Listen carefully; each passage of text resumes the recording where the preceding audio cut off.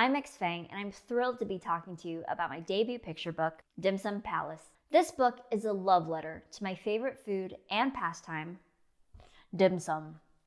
The story came to me during the early days of lockdown when we were bleaching our groceries and rationing toilet paper. I found myself longing for dim sum, not just the food, but the entire production of it.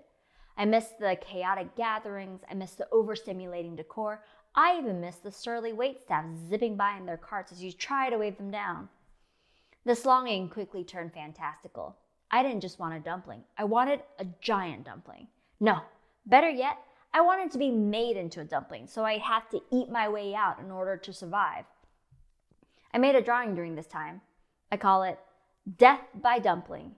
What a way to die. It was this visual of a tiny person in a giant dumpling that sparked the story idea. I was reminded of my favorite picture book, In the Night Kitchen, by a little-known author-illustrator named Maurice Sendak. His book always resonated with me because I come from a family and a culture where food is a love language. There's nothing more comforting to me than being in a kitchen, surrounded by delicious food and extremely bossy chefs.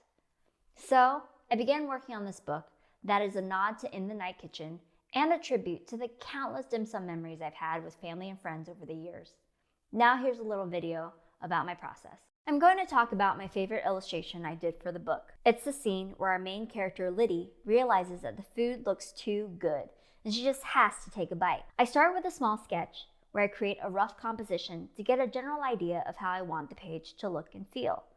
Next, I refine the rough sketch, making definitive decisions about content and composition. Once the sketch is to my liking, I begin the final art with graphite on paper. I'm pretty heavy-handed when it comes to mark making. I use my pencil like I'm coloring in a coloring book. I just love the texture and the energy it creates. When the art is done, I scan it and color it in Photoshop. And voila, the final art.